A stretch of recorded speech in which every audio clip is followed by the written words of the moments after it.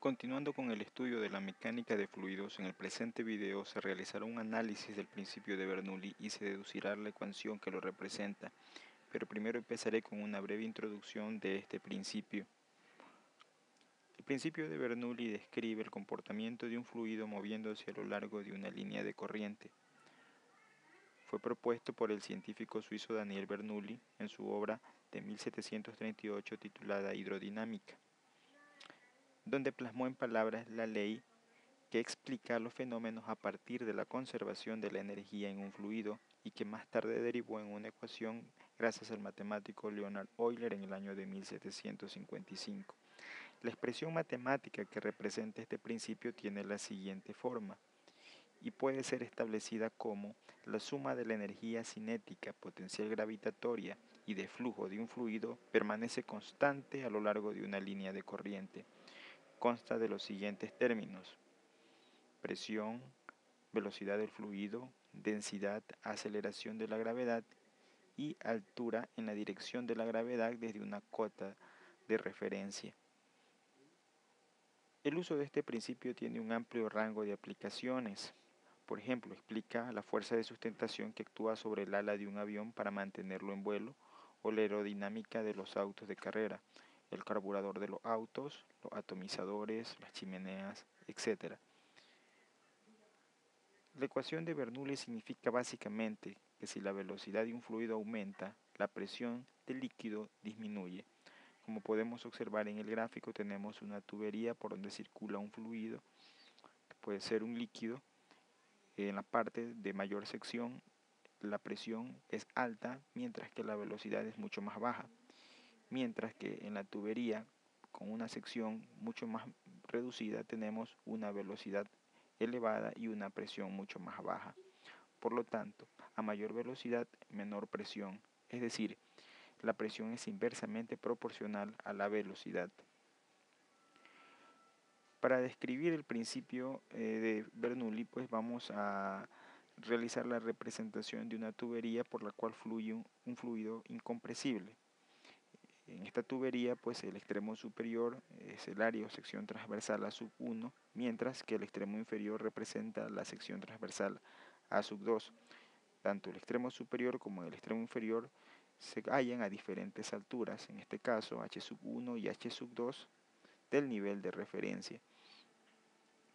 Gráficamente podemos representarlo en la siguiente figura, donde tenemos la tubería, el nivel de referencia, las alturas H sub 1 y H sub 2 de los extremos, y también tenemos pues la sección transversal en el extremo superior y la sección transversal A sub 2 en el extremo inferior. En la descripción física de la tubería, por la cual fluye un fluido incompresible, tenemos que tanto los extremos superior o inferior se hallan bajo una presión P sub 1 y una presión P sub 2 respectivamente. Las velocidades en ambos extremos son V sub 1 y V sub 2. En el gráfico podemos observar pues que en el extremo superior el líquido ingresa con una velocidad V sub 1 a lo largo de una línea de corriente, pues, y en el extremo inferior la velocidad es V sub 2. Además tenemos la presión P sub 1 y la presión P sub 2 contraria. El teorema de Bernoulli no es otra cosa que el principio de conservación de la energía aplicada a un fluido. Habíamos dicho que este teorema expresa que en un fluido ideal que circula por un conducto cerrado, la energía que posee dicho fluido permanece constante a lo largo de su recorrido. Esta energía, la energía total del sistema, está compuesta por tres términos. El primero, la energía potencial gravitatoria, que es la energía debido a la altitud que un fluido posea, la energía cinética debido a la velocidad que posee el fluido, y el trabajo de flujo o energía de flujo, que es la energía que un fluido contiene originada por la presión que las moléculas del líquido ejercen entre sí. Vamos a deducir cada una de estos términos de energías. Primero empezaremos pues con la energía potencial, la cual está dada por la siguiente ecuación, es decir, el producto de la masa por la gravedad y por la altura. La masa a su vez se la puede calcular con la siguiente expresión, y reemplazada en la ecuación de la energía potencial, pues finalmente obtendremos la siguiente ecuación. La energía cinética, por su parte, es igual al producto de la masa por la velocidad elevado al cuadrado dividido para 2. Al igual que en la expresión anterior, la masa se obtiene pues de la fórmula de la densidad. Reemplazándola en la ecuación anterior, pues obtenemos una nueva expresión matemática. Finalmente, para determinar la presión sobre un fluido, pues tenemos que el trabajo de flujo es igual al producto de la fuerza por el desplazamiento, y también conocemos pues que la presión es igual a la fuerza perpendicular que se ejerce sobre un área, de tal forma que la fuerza está dada por el producto de la presión por el área. Reemplazando, tenemos que el trabajo de flujo va a ser igual al producto de la presión por el área y por el desplazamiento. Conocemos que la multiplicación del área por el desplazamiento no es otra cosa que el volumen, de tal forma que nuestra nueva expresión será el trabajo de flujo igual al producto de la presión por el volumen. Cada una de estas expresiones reemplazadas en la ecuación de la energía total, pues nos dan los términos que ya anteriormente habíamos calculado.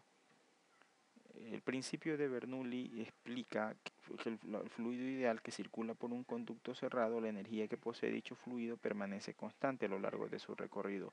Por lo tanto, la energía total en el extremo superior está dada por sub 1, la expresión de la ecuación de la energía en el punto 1, y la energía total en el extremo inferior está dada por la energía en el punto 2. Como habíamos dicho, el principio de conservación de la energía total en el extremo superior es igual a la energía total en el extremo inferior. Matemáticamente lo expresamos de la siguiente forma. Y reemplazando los datos obtenidos en las expresiones anteriores, pues nos vamos a dar cuenta pues que los volúmenes permanecen constantes, por lo tanto podemos simplificarlos y reducir nuestra ecuación. Finalmente obtendremos una expresión reducida para la ecuación de Bernoulli.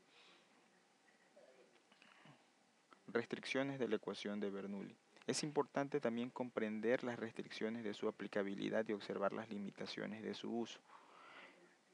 Una de estas limitaciones, pues podemos decir que esta ecuación solamente es aplicable a flujos estables, en este caso a flujos de tipo laminar. Otra de las restricciones es que solamente es válida para fluidos incompresibles, es decir, en fluidos pues que poseen una misma densidad.